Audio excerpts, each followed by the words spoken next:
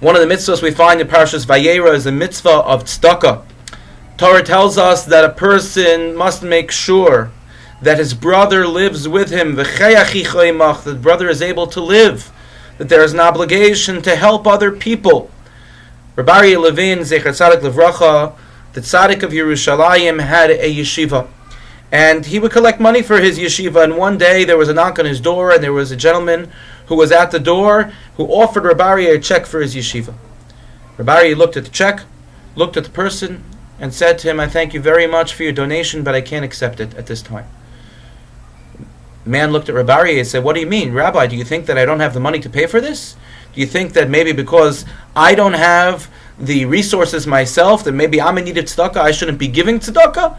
So Webdvar Reeh responded, "No, I know that you have the resources, I know that you have the ability, but the reason that I can't accept a check from you is because I know that you have family that is in dire need of tzedakah.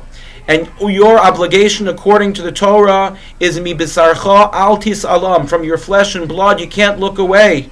Ve'ani yircha kodem, and the poor of your city come first.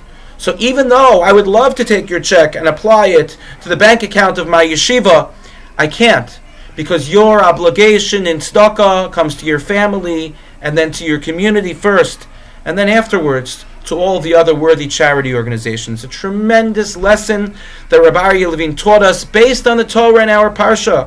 V'che'achicha means that our brethren need to be able to live.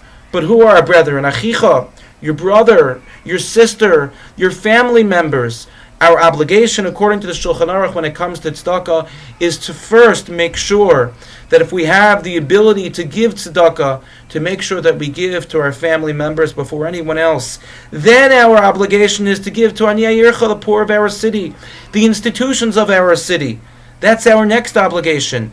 And then finally our obligation is, of course, to any worthy charity that comes and collects or that we seek out that we feel is worthy for our tzedakah money.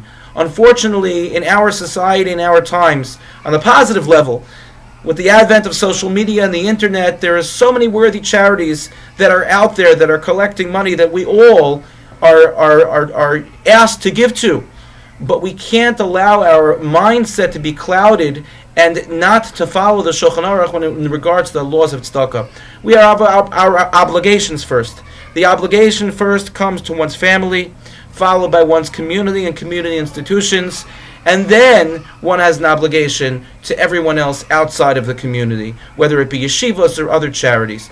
Let us make sure that we understand the laws of tzedakah and that we give tzedakah appropriately, that we give as much as we are able to give. After all, we believe that HaKadosh Baruch Hu repays us when we give tzedakah. But let us not allow our vision to be clouded in understanding who we should be giving tzedakah to and in which order. Let us be zocheh that as we give tzedakah, HaKadosh Baruch Hu blesses us with more and more of the ability to continue to give, to brighten the days and the hearts and the minds of other people in need. Thank you for listening and have a good Shabbos.